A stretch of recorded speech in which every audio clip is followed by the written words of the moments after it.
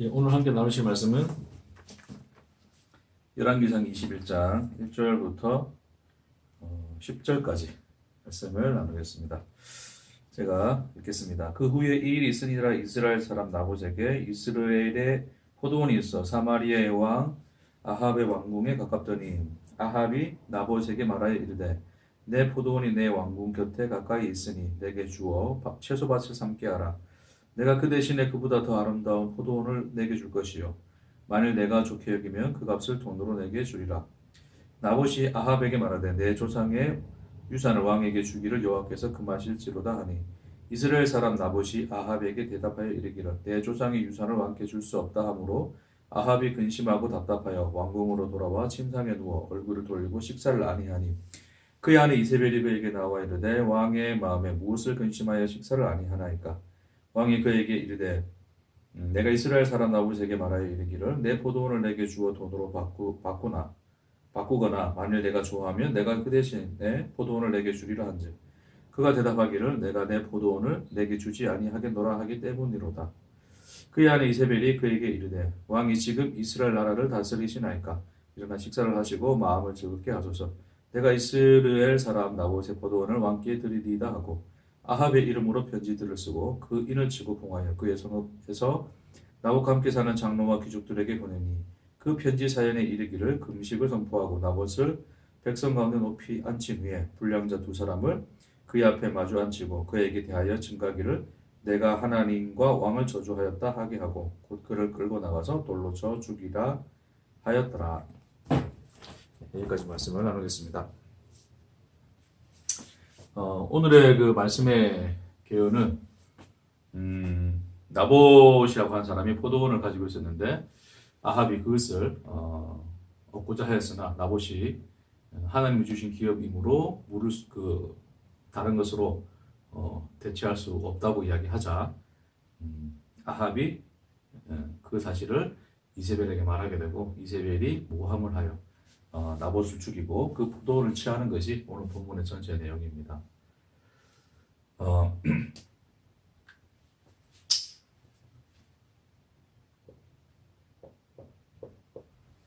자, 여기 나봇이라는 사람이 있는데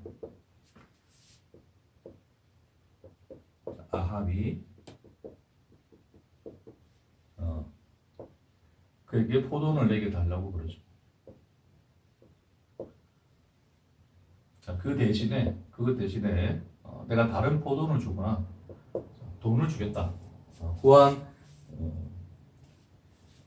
그 재물로 내가 대신 갚아주겠다 하나 나봇은 그것을 거절합니다.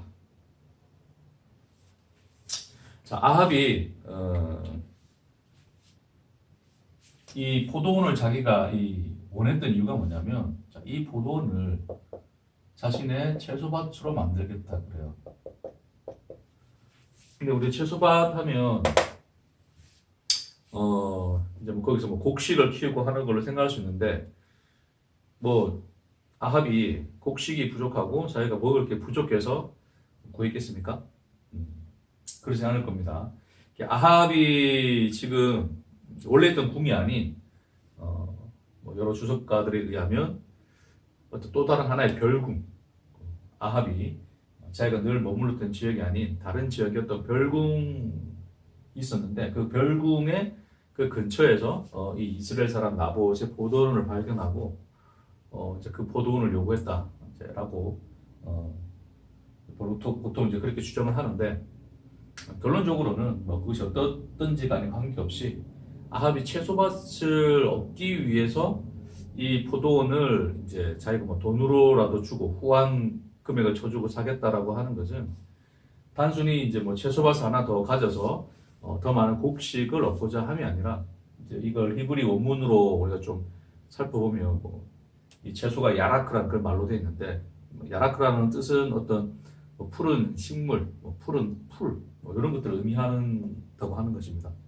밭이라고 하는 단어도 정원, 뜰 이런 것으로 좀 해석하는 것이 훨씬 이제 부드럽다라고 이야기하는 것을 볼 수 있는데 결국 이것을 그냥 직역해서 풀면 쉽게 직역해서 풀면 푸른 정원, 푸른 뜰 그런 의미로서 볼 수 있다고 하는 것이죠. 결국 뭐 곡식을 얻는 것이 아니라 사실 어떤 그 별궁 근처에 에서 그냥 좋은 땅을 봤다는 거죠. 좋은 땅을 보고 결국 그것으로 말미암아 자신이 처하는 그 별궁을 또 훨씬 아름답게 더 추가적으로 확장하고 또 그 자신의 그 관을 거쳐 뭐 별궁 궁이라 칩시다. 그 궁을 더욱더 이제 꾸며줄 수 있는 이것을 더욱더 이제 아름답게 만들 수 있는 어떤 하나의 그런 어떤 확장지로서 이 채소밭을 요구했다고 하는 것입니다. 그러나 이제 이 나봇이 이것을 거절하자 이제 굉장히 마음에 근심했죠. 근심했던 말이 굉장히 이제 속으로 애타고 화가 났다는 뜻이죠. 삐졌습니다. 삐져가지고 밥도 안 먹고 그러고 있는데 이제 이세벨이 이제 이 나봇을 모함하여 죽이는 것이 오늘의 내용인 것이죠. 왕이었습니다.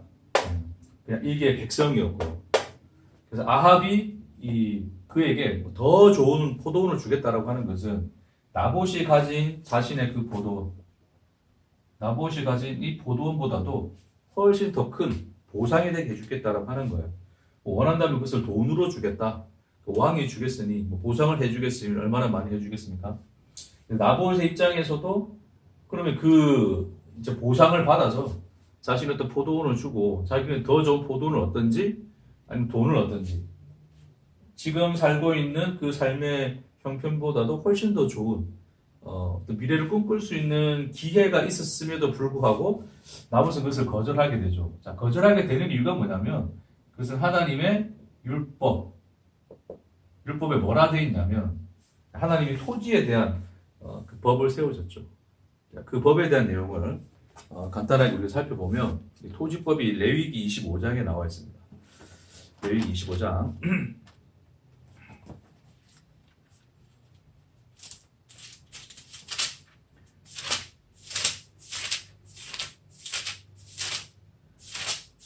레위기 25장 23절에 제가 읽겠습니다. 토지를 영구히 팔지 말 것은 토지는 다 내 것임이니라. 너희는 거류민이요 동거하는 자로서 나와 함께 있느니라.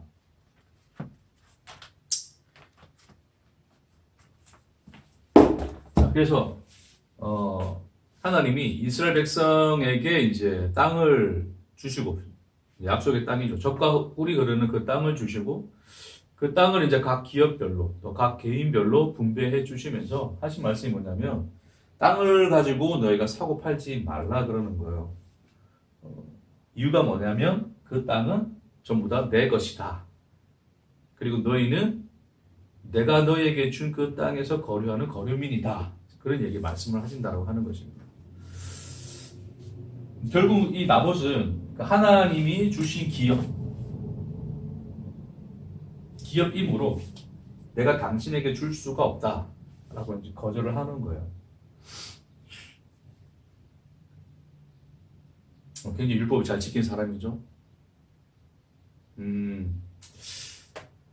자, 근데 뭐 인간들이 지키는 어떤 그런 율법, 그러니까 소위 바리새인이나 뭐 이런 이제 이후에 그 유대인들, 오늘날도 마찬가지로 그 율법을 지키는 자들의 어떤 좋은 신앙의 모본으로서 지금 나봇이 제시되어 있는 것은 아닙니다.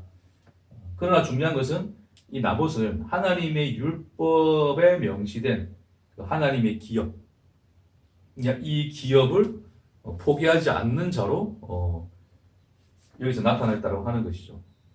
사실은 이 율법을 통해서 하나님이 그에게 기업을 주시고 그 기업을 다른 누구와 사고 팔지 못하게 하시는 것은 이 기업 속에 이 기업이 이제 땅인데 이 땅은 무엇을 담지하고 있냐면 하나님의 언약을 담지하고 있다고 하는 것이죠. 이것이 중요합니다. 사실은 율법 자체가 사실은 하나님의 언약이에요. 율법과 제사에 대해서는 제가 또 시간이 되면 좀 더 나누겠지만 이스라엘 유대인들이 지켰던 특히 바리새인들이 목숨 걸고 지켰던 그 율법하고 인간이 이해한 율법이죠. 하나님이 그리스도 안에서 우리에게 주신 율법은 완전히 그 본질 자체가 다릅니다. 인간들이 이해하는 율법은 인간들이 의무적으로 지켜야 할 어떤 규범과 규칙의 개념이에요. 그러니까 그것을 잘 지키고 그 규범을 잘 행함으로써 자신의 의를 얻는 하나의 이 중요한 루트인 거죠. 그 길인 거예요. 그러나 하나님은 사실상은 율법을 우리에게 지키라고 명령하였으나 지키라고 준 거 아니죠, 사실은. 왜? 못 지키기 때문에. 못 지킬 것을 아시기 때문에 못 지킬 율법을 주신 거예요. 그래 놓고 지키라 하는 거예요. 그런데 그 지키라고 한 율법을 인간이 못 지킬 것을 알므로 하나님이 제사의 법을 율법 안에 함께 주신 거예요. 그래서 제사로 말미암아 그 율법에 의하여 정죄된 자들이 제사로 말미암아 의롭다함을 얻게 되는 그 하나님의 뭘 담지하고 그것이 하나님의 뜻인데, 율법을 주신 하나님의 본 뜻인데, 결국 그것은 우리가 이 율법 아래서 모든 자들이 죄인으로 드러나 하나님이 우리를 위하여 하신 그 제사, 그 십자가라는 하나님의 제사로 말미암아 우리가 의롭다함을 받는, 그래서 율법은 몽학선생, 우리를 그리스도께로 인도하는 몽학선생이라고 그랬어요. 그래서 그 율법 자체는 실상은 그리스도를 약속하시는 하나님의 언약, 그것이 바로 율법의 본질인 겁니다. 우리 그 율법을 잘 이해해야 돼요. 그래서 단순히 이 나봇이 율법을 잘 지키는 사람, 세상의 어떤 유혹과 핍박 속에서도 하나님의 율법을 붙들고 끝까지 그 율법을 지켜냈던 정직하고 의로운 사람으로서의 예표자가 아닙니다. 나봇은 그런 예표가 아니에요. 나봇은 하나님의 언약 안에 머물렀던 자예요. 자, 그것이 이제 본질적으로 이 나봇이 그 포도원을 다른 것으로 바꾸지 않는 그런 자의 모습으로 나타났다고 하는 것입니다. 자, 어쨌든 그래서 이 나봇은 하나님의 언약이 담지된 그 땅, 그 기업을 나는 너에게 절대 줄 수 없다. 그렇게 되는 것입니다. 그래서 원래 어디 갈까요? 자, 우리가 아브라함 얘기를 먼저 우리가 좀 할 수 있는데, 자, 하나님께서 이 아브라함에게 약속을 주시죠. 너는 너의 본토 친척 아버지 집을 떠나 내가 네게 지시할 땅으로 가라. 이제 그러면서 하나님이 땅에 대한 이 약속을 주세요. 그리고 가나안에 머물렀을 때에 내가 이 땅을 내게 주리라. 그 약속을 하시고, 그 이후에 이스라엘 백성들에게도 젖과 꿀이 흐르는 땅. 자, 그것이 바로 아브라함에게 주셨던 그 땅에 대한 약속. 그러니까 그 땅, 약속이 담지된 그 땅을 하나님이 주시겠다라고 하는 거예요. 그리고 또 뭐에 대한 약속을 주시냐면, 네 자손이 바다 모래같이 많게 하리라. 이제 그런 말씀을 한단 말입니다. 땅과 자손에 대한 약속을 주십니다. 자, 그러니까 인간이 이제 하나님으로부터 땅을 이제 우리가 받게 되었을 때, 우리가 말하는 그런 부동산 따위의 개념이 아닙니다. 그러니까 이제 아브라함에게 이렇게 쉽게 갑시다. 이제 이 아브라함에게 하나님이 땅을 주셨을 때, 그리고 그 자손, 그 민족을 이루고 그들에게 땅을 주신다라고 하는 이 의미는 결국 그들이 어떤 수고와 노력과 그들의 어떤 분투가 얻어낸 결과물이 아니라 오로지 하나님의 일방적인, 하나님 편에서부터 우리를 향하신 하나님의 일방적인 하나님의 언약이요, 하나님의 은혜로 주어진다라고 하는 거예요. 그러니까 이 땅이 의미하는 것은 하나님의 은혜를 의미하는 거예요. 은혜로 주어지는 것, 그것이 땅이다 라고 하는 거죠. 물론 자손도 마찬가지겠습니다. 자, 그래서 이 아브라함에게 주신 이 땅에서 이제 거주하여 사는데, 자, 문제는 뭐냐면 기근이 생깁니다. 자, 기근이 생겼을 때 그는 어디로 가게 됩니까? 애굽이라고 하는 기근을 해소할 수 있는 곳으로 가게 되죠. 그럼에도 불구하고 하나님은 우여곡절 끝에 결국 어디로 다시 돌이키세요? 하나님이 약속하신 그 땅으로 돌이키십니다. 결국 이 애굽이라고 하는 것은 뭐냐면, 자, 애굽과 하나님이 약속하신 그 땅의 차이가 뭐냐면, 이 애굽은 이 하나님의 은혜로 주어진 땅이 아니에요. 그러니까 애굽이라고 하는 것이 가진 상징성은 뭐냐면, 바로를 대표하여, 자, 바로를 대표자로 하나님이 내세워 보여주신 것처럼 그 나들, 존재가 된 나들, 그러니까 스스로 존재가 된 나들.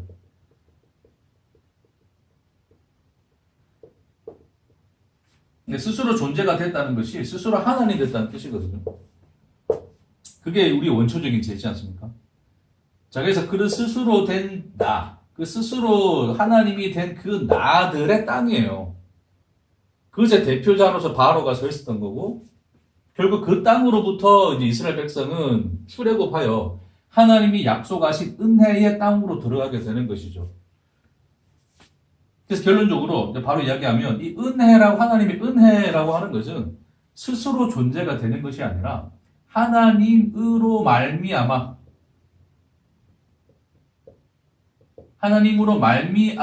존재가 되는 자들.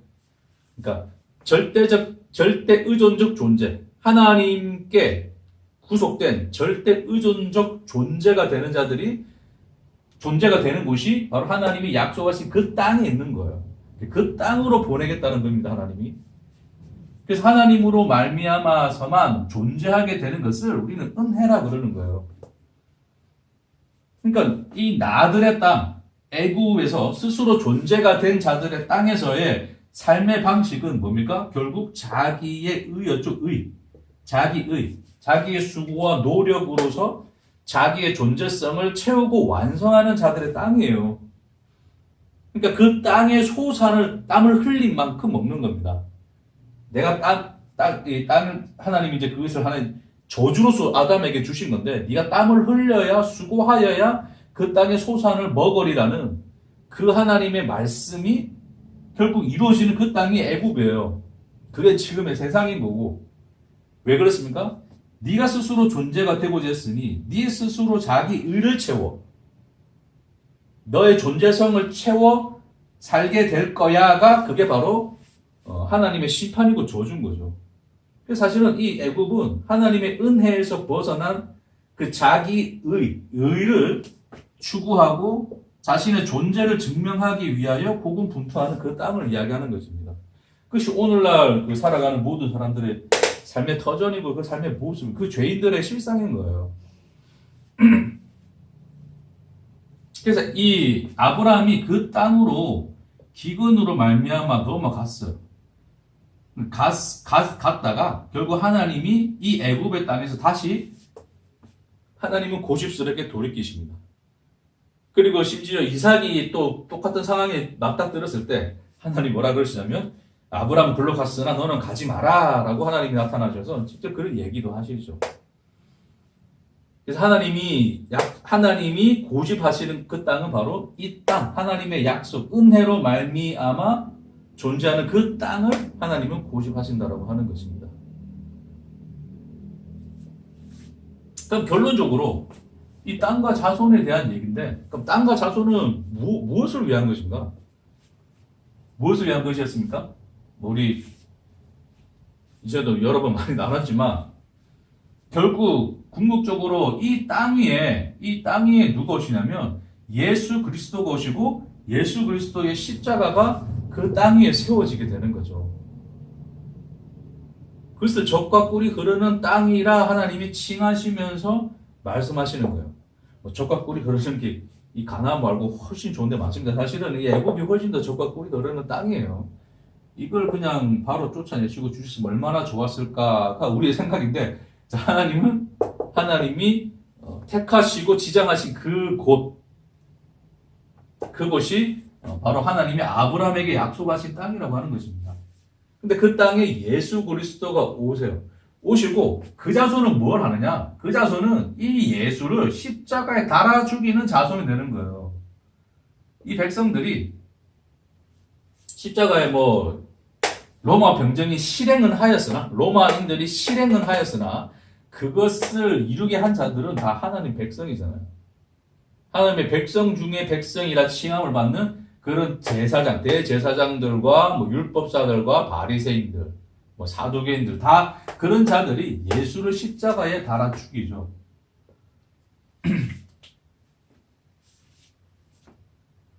결국 땅과 자손에 대한 이것이 함축하고 있는 단 하나의 의미는 뭐냐면 결국은 십자가라고 하는 것입니다. 십자가. 물론 나중에 아브라함의 자손은 영적으로 그리스도의 십자가로 말미암아 하나님의 백성된 하나님의 자손된 자들을 통칭하지만 그 전에 이스라엘의 역사 속에서 하나님이 그 자손을 통하여 하신 일이 뭐냐면 예수를 십자가에 못 박는 일이었어요. 그래서 그건 오해하지 마시기 바랍니다. 자, 그래서 결국 이 하나님이 아브라함에게 주신 그 언약의 실체는 그리스도의 십자가로 나타났다라고 하는 거예요. 십자가.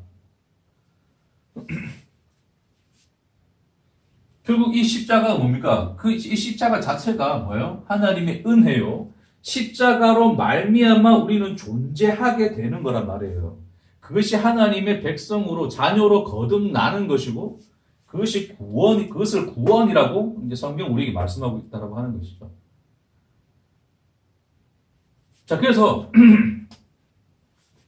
자, 이 하나님의 이 땅이라고 하는 것이 가지고 있는 그 속성 자체가 결국에는 궁극적으로 이 땅은 하나님의 언약을 담지한 것인데 그 언약의 실체는 예수 그리스도의 십자가로 나타났다.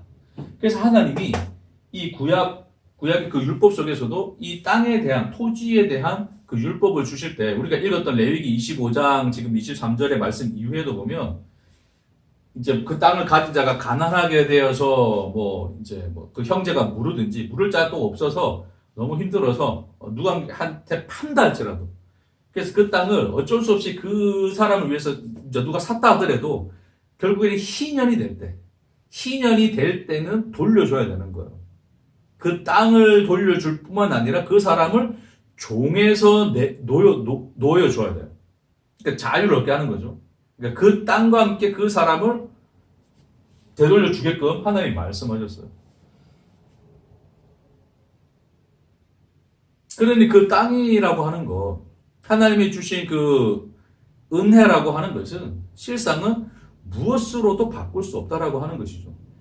내가 그에게 준 그 은혜는 무엇으로도 바꿀 수 없는 거야. 그 은혜로 말미암아서만 존재하게 되는 거야. 라고 하나님이 이미 그 율법에서 언약으로서 말씀하셨다라고 하는 것입니다.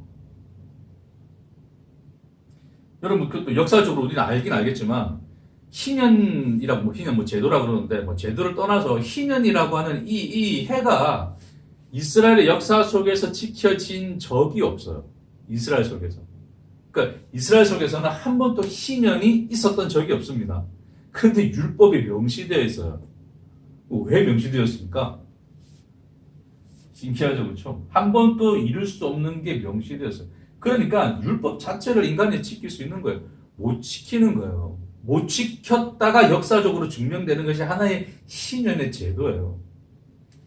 근데 그 희년은 누구에게서 지켜지냐면 예수님에게서 지켜지는 거죠. 그 희년의 역사가 종으로 사로잡혔던 자들이 자유케 되어 자기가 은혜로 얻은 그 땅으로 돌아가는 그 사건.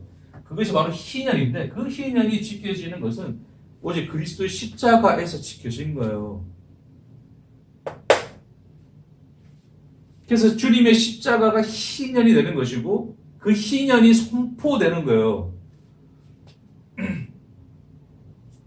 그래서 그 예수님이 자기가 처음 사역하실 때도 주 여호와의 신이 내게 임하였으니 이는 내게 성령으로 기름 부으사 가난한 자에게 갇힌 자에게 자유를 하면서 쭉 하는 그 내용이 나오죠. 그게 하나의 희년에 대한 선포예요.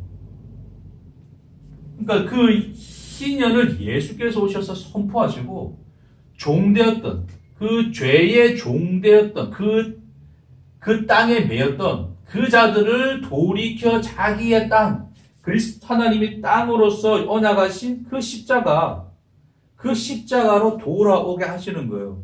결국 이 죄라고 하는 것은 인간이 자기 의로 살아가는 거란 말입니다. 자기 의로 살아가는, 이 자기 의를 세우면서 살아가는 그 삶 자체가 종의 삶이에요. 종의 삶. 이거 은혜가 아니란 말입니다. 자기 의로서 자기의 존재성을 채워가는 그 삶은 그 인생 자체에 매여 있는 종의 삶이라고 하는 거예요.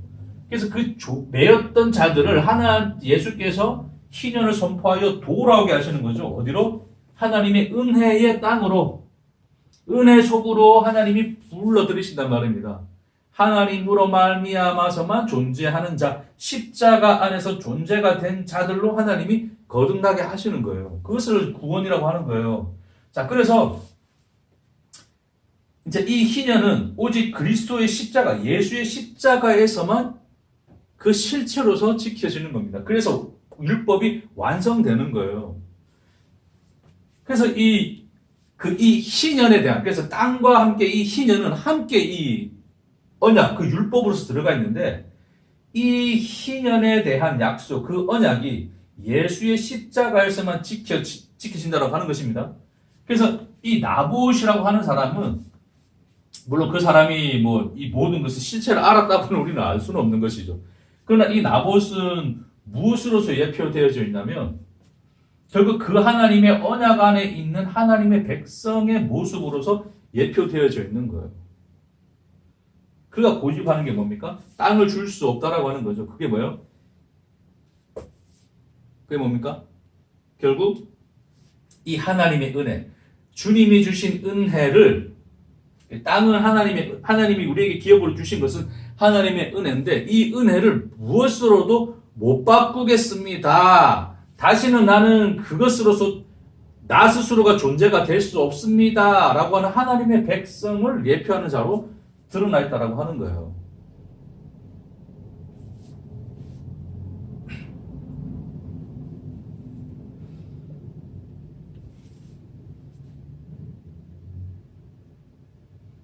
그래서 이 아합은 결국 무엇을 위해서 자기 걸 요구했다고요?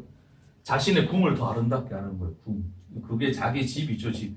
집이라고 하는 게 왜 존재했습니까? 집이라고 하는 것이 결국 자신의 존재성을 드러내는 거래잖아요. 늘 이야기하지만 옛날에 롯데캐슬의 그 광고 문구가 당신이 사는 곳이 곧 당신을 말해줍니다. 그게 그 인간들의 가치거든요. 그 생각. 어느 집에 사느냐, 어느 곳에 사느냐, 뭐 강남 사느냐, 뭐 강북 사느냐, 이런 것 가지고서 어떤 인간의 가치, 그들의 존재성 자체를 자랑하고 비교하는 것 자체가 인간의 잡스러운 그런 인간들의 존재성 때문에 나타나는 거예요. 어쨌든 그래서 이 궁을 더욱더 아름답게 하고 자신의 존재성을 확장할 뿐만 아니라 자신의 존재성의 영광을 위해서, 자신의 존재성을 더욱더 영화롭게 하기 위해서 그런 포도원을 요구하는 거예요. 그걸 뭐로 삽니까? 돈 주고 사겠다는 거예요. 내 의로 취하겠다는 거예요. 그러니까 그 죄인들의 삶의 방식입니다, 그게. 그 죄인들은 자기가 가진 그 능력, 자신의 의, 그 돈이 의미하는 것이 결국 인간들의 의거든요, 의. 그래서 성경에서 그 신약에서도 부자라고 표현된 자들은 돈 많은 자죠. 근데 그 돈 많은 자는 결국 자기 의가 충만한 자들이에요. 자기 의가 충만한 자. 그것으로서 그려주고 있다라고 하는 거예요. 그러니까 유대인들의 기본적 사상이 뭐냐면 의로운 자에게 하나님이 축복을 주시기 때문에 의로운 자는 하나님께 의롭다 인정함을 받은 자는 그 의에 보상하는 것을 제물로서 받는다라고 기본적인 인식을 깔고 있었던 사람들이에요. 그러니까 베드로도 그러니까 부자들도 하나님 나라를 못 들어가는데 우리들은 어떻게 들어갑니까? 라는 이상한 질문을 하는데 그 말이 뭐냐면 부자들처럼 하나님께 인정받은 자들, 인정받아서 하나님께 축복받아 돈 많은 자들, 그 의가 많은 자들도 그 의인들도 이렇게 바꿔 이야기하면 부자라고 하는 것은 의인입니다. 그 의인들도 천국 못 들어가는데 의가 이만큼밖에 없는 우리는 어떻게 들어갑니까? 라고 베드로가 질문하는 거예요. 그러니까 예수님이 인간으로는 할 수 없으되 하나님으로는 할 수 있느니라 라는 그 하나님의 은혜의 얘기를 하시죠. 결국 그래서 이 돈이라고 하는 의미는 그 의의 크기를 이야기하는 거예요. 자기의 의로 바꾸겠다는 거예요. 그럼 나봇 입장에서도 우와 나도 이제 그 의를 얻겠네. 나도 이 의를 바꿔볼까? 나도 이제 돈이라고 하는 그 의를 내가 얻고 이 언약을 이 하나님의 언약 은혜 팔아버릴까? 그게 안 된다는 거예요. 나봇은. 그 어떤 의로서도 바꿀 수 없는 그러니까 인간의 그러니까 하나님의 의이신 예수의 십자가 그 언약 안에 주어진 은혜 외에는 다른 것으로서는 도무지 대체할 수 없고 바꿀 수 없는 자들을 이 나봇의 모습 속에서 성경은 그려주고 있다고 하는 것입니다.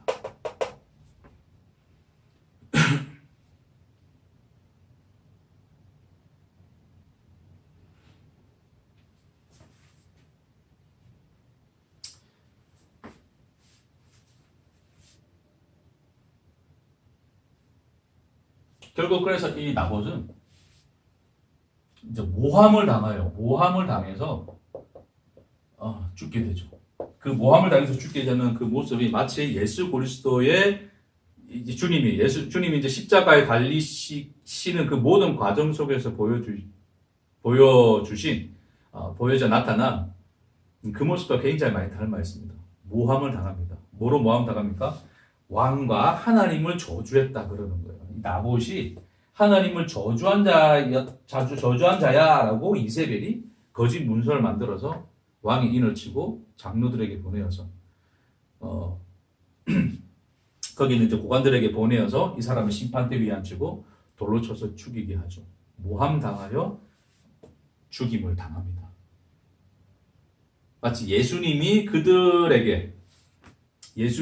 이제 그 이스라엘 백성들 자손으로 언약됐던 이 자들에 의해서 예수님이 하나님을 저주하였다. 지가 하나님 아들이래. 신성 모독했다. 하나님 저주한 자야. 그리고 로마인들에게는 왕에 대적하는 자야. 라는 명목으로서 예수를 십자가에 달아 죽이죠. 그래서 그리스도의 죽음이 나봇의 죽음에 이렇게 오버랩이 되는 거예요. 결국 이 나봇의 죽음과 그리스도의 죽음이 이렇게 오버랩 되는데 그것이 결국 하나님의 자녀 그리스도로 말미암아 존재가 된 자들의 그들의 그 죽음과 그리스도의 죽음이 하나로 이어져 있다라고 하는 것을 이 그림 속에서 표현되어 있다라고 하는 것이죠.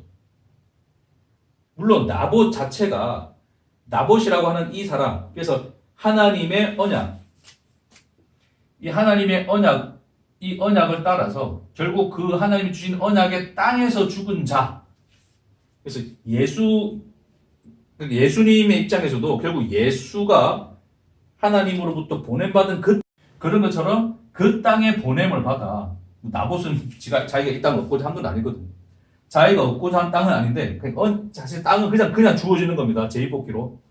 근데 사람의 어떤 선택과 어떤 사람의 어떤 뭐 부동산 가가지고 어디에 땅값이 많이 오를 것인가 뭐 그 따위의 짓을 하고서 없는 땅이 아니란 말입니다.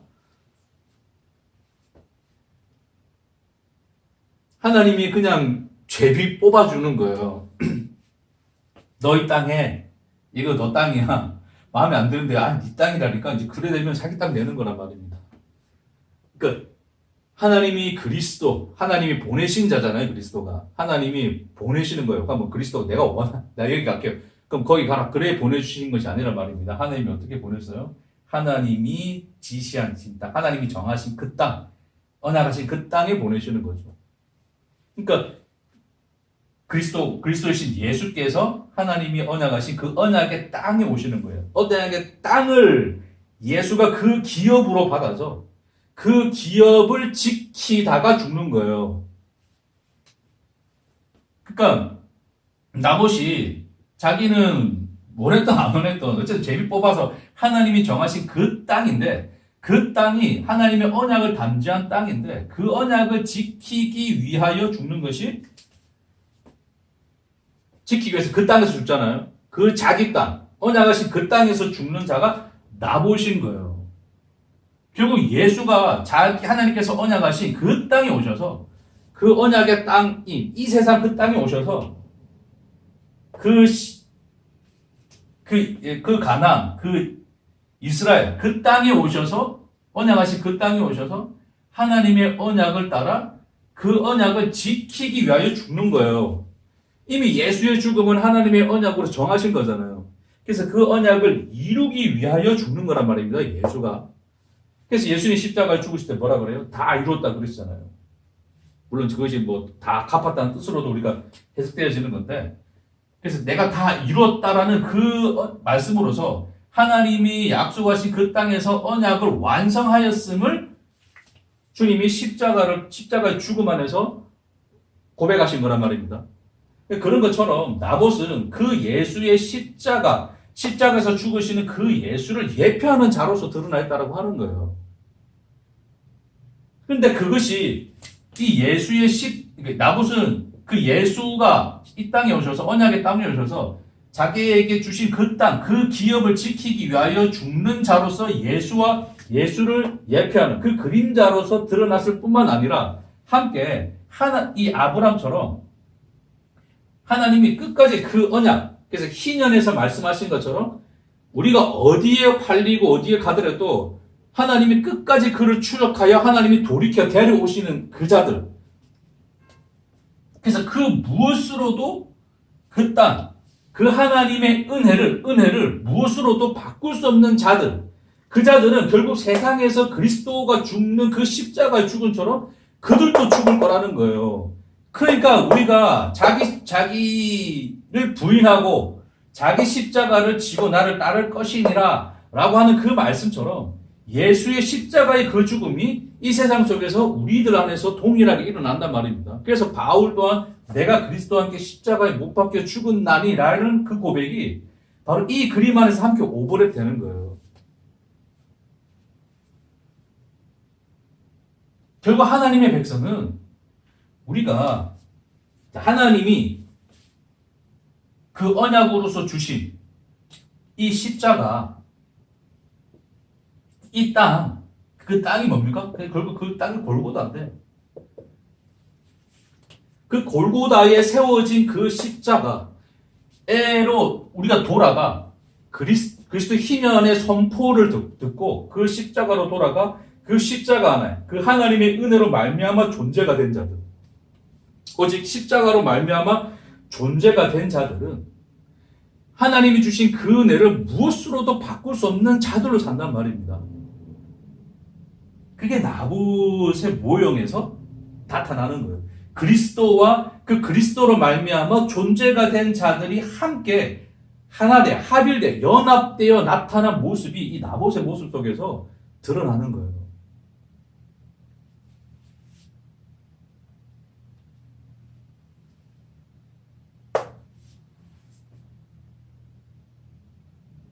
그래서 예수 그리스도 안에서 존재가 된 자들, 하나님의 은혜 안에 돌아간 자들은 하나님의 은혜를 맛보아 안 자들은 그 은혜를 무엇과 못 바꿔요. 못 바꿉니다. 근데 인간들은 어떻습니까? 하나님의 은혜를 자기 의로 대체하죠. 그 포도밭을 인간들은 돈으로 사기 시작하는 거죠. 왜요? 이 죄인들은 여전히 자신의 존재성을 자기 스스로 지켜내야 되는 거예요. 소위 예수를 믿었습니다. 예수 믿습니다. 그렇죠? 믿습니다. 나 예수 믿어요. 하나님 백성 됐어요. 좋아요. 나 구원 받았어요. 그래서 그들은 거기서 그치지 않죠. 십자가를 통과하여 십자가 이후의 삶, 어떤 삶, 부활의 삶, 명분은 참 좋습니다. 부활의 삶을 추구하며 하나님의 백성답게 살려는 그 삶을 추구하죠. 그것이 나타나는 게 뭡니까? 그것이 이제 우리가 소위 신앙생활이라고 하는 이것으로 함축되어지는데, 기도, 전도, 기도하지 마라, 전도하지 마라, 말씀 읽지 마라 하는 거 아닙니다. 그러나 그들이 이 신앙생활이라고 하는 것을 추구하는 그 모습이 어떠한가를, 그 실체를 보라는 거예요. 그 인간들은 뭡니까? 자, 예수를 믿었어요. 자, 그래서 나 구원받았어요. 자신의 존재성이 이루어졌습니다. 그러나 이 존재성 자체로는 뭐합니까? 초라한 거예요. 아, 초라해. 구원받았으면 끝이야. 아, 이러면 안 되지. 나라고 하는 존재가 정말 어떻게 하나님 백성다운지를 보여줄게. 내가 어떻게 하나님 자녀다운지를 보여줄게. 내가 어떻게 하나님의 제자인지를, 예수님의 제자인지를 보여줄게. 제자란 이런 것이야. 하나님 백성다움이 이런 것이야. 라고 그것을 자기의 모습 속에서 완성하고 싶어 하는 거예요. 뭐합니까? 자신의 집을 지어놓고 예수를 믿어 집을 얻었어요. 자, 집을 지어놓고 그 존재성을 이뤄놓고 그 존재성을 초라함을 가릴 수 있는. 그래서 그 존재성을 더욱더 확장하고 그 존재성을 영화롭게, 영광스럽게 만들 수 있는 그 채소밭들을 구하는 거예요. 아, 이 집 옆에 좀 이런 것도 있으면 좋겠네. 저런 것도 있으면 좋겠네.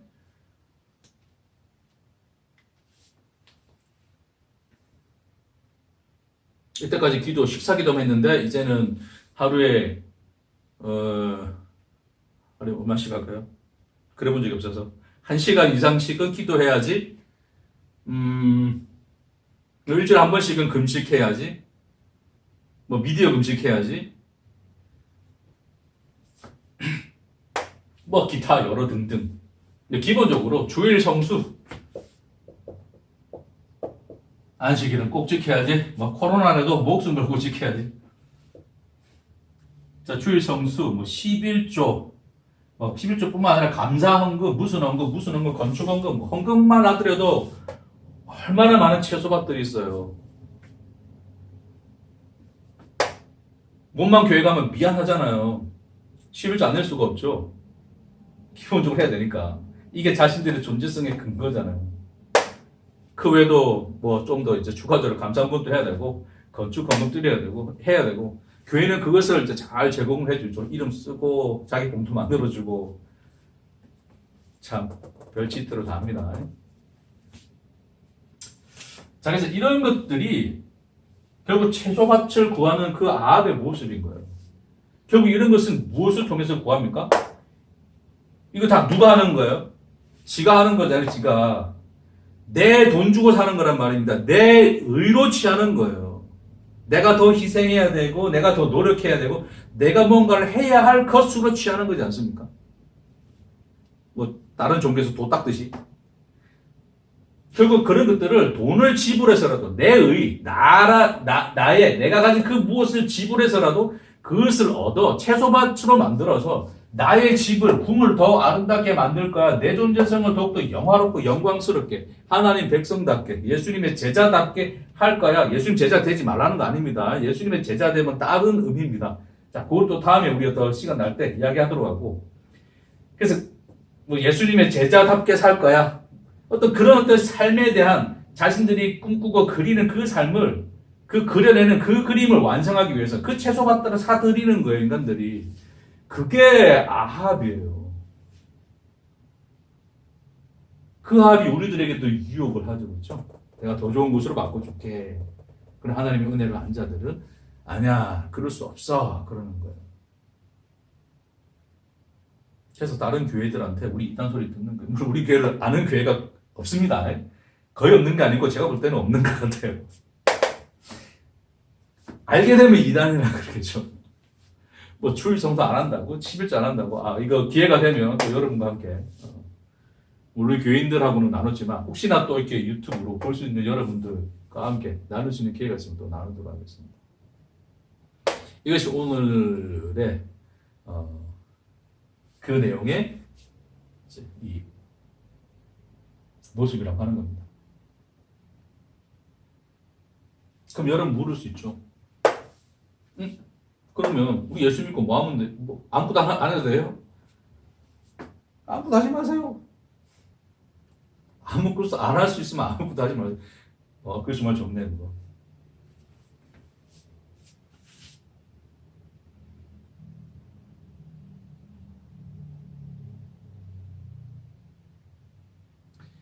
하나님의 은혜, 그리스도의 십자가, 그 신현을 본 자들은 우리가 뭘 할 수 있네 없네의 가치가 우리에게는 의미가 없어요. 그 자체를 따지지 않습니다.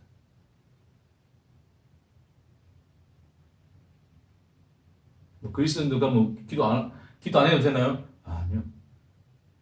그들의 존재 자체가 기도가 되는 거예요. 그들의 삶 자체가 전도가 되는 것이고, 우리는 이해할 수 없으나 하나님으로 말미암아 존재가 된 자들은 우리가 알지 못하는 것으로서 하나님이 그 일들을 하시는 거예요. 다. 그러니까 오른손이 하는 일을 왼손이 모르게 하라는 것은, 세상은 오른손이 하는 거, 그게 하나님이 하는 거거든요. 근데 왼손 모르는 거예요. 그러니까 왼손이 모르게 하라는 것은, 야, 내가 착한 일, 좋은 일, 뭐 이런 걸 해놓고, 뭐 우리가 예수 믿는 사람인데 가난한 사람 안 도와도 되겠습니까? 당연히 보게 되면 뭐 안 볼 수도 있는데, 또 보게 되면 또 그 자리에 있게 되면 또 우리가 알지 못하는 그 긍휼이 우리 안에서 또 그들을 돕게끔 하고 할 수 있는 거겠죠. 그러나 우리가 그것을 보면서, 아, 나는 가난한 사람을 돕는 사람이야, 나는 저런 어려운 사람을 돕는 사람이야, 나는 희생해서 뭘 하는 사람이야의 그 내용으로는 절대 비춰질 수가 없어요. 왜냐하면 우리는 우리 실체를 알기 때문에, 이 죄인의 실체를 알기 때문에 그런 것을 가지고서, 야, 나는 이런 사람이야, 오늘 하나님의 뜻대로 행했지, 백성답게 행했지의 계산이 안 된단 말입니다. 그것이 되어지지 않는 자들이에요. 그러니까 오른손이 하는 일을 왼손이 모르게 하라는 것은 결국 우리가 한 것이 아니라는 거예요. 우리 안에 계신 그 그리스도 하나님, 그 우리를 존재하게 하시는 그 하나님이 행하시는 일을 우리는 볼 뿐이지, 우리가 스스로 존재가 돼요. 그들에게 어떤 자로 나타나는 것이 아니란 말입니다. 하나님이 나타나시는 거예요. 그것이 하나님이 하시는 일이라고 하는 것입니다. 자꾸 물어요, 사람들이. 그러면 우리는 뭐 해야 돼요? 뭐 해야 돼? 자꾸 우리는 뭘 해야 되는, 우리 입장에서 뭘 해야 되는 것을 항상 우리는 궁금해요. 왜냐하면 우리는 늘 주체가 되어 있었기 때문에 그 주체성의 그 흔적을 못 버리는 거예요. 자꾸 그런 어떤 향수가 남아있어가지고, 우리 뭐 해야 되는 거예요? 뭐 해야 되는 거예요? 주님의 십자가를 맞는데 뭘 해요? 끝이지, 그냥. 거기서 끝나버리는 건데, 거기서 존재가 된다는 그 하나님의 그 영광을 보는 것이, 어떻게 설명할까요, 그거를? 그것 이후에, 뭐, 컨티뉴입니까? 그 이후에, 뭐, 2부, 3부, 4부가 있습니까? 그 놀라운 주님의 은혜, 그 사랑, 그 영광을 아시는, 그래서 보게 되시는 저와 여러분 될 수 있기를 주의 이름으로 축복합니다. 그래서 그 하나님의 은혜, 그 하나님의 사랑, 그 하나님, 그 예수님 십자가, 무엇으로도 바꿀 수 없는 그 놀라움에 날마다 감격하여 사시는 저와 여러분 될 수 있기를 주의 이름으로 축복합니다. 기도하겠습니다. 주님, 그 포도원을 지키기 위하여 당신은 그 땅에서 피를 흘리셨나이다. 그 땅은 우리에게 주실 땅이요, 우리가 돌아올 땅입니다. 그 집을 지키시기 위하여, 그 땅을 지키시기 위하여 주님이 그 땅에 십자가를 세우셨습니다. 그 땅을 멀리 떠나 이리저리 헤매며 종되었던 우리를 주님 희년을 선포하시고 돌아오게 하셨습니다. 주여, 이제 그 땅에만 머물게 하옵소서. 그 십자가, 그 사랑, 그 하나님의 은혜 가운데 삼아 머무는 우리가 되게 하옵소서. 그렇게 주님과 함께 살고 주님과 함께 죽고 주님의 영광스러움을 보는 우리가 되도록 주님 축복하옵소서. 감사드리며 예수님 이름으로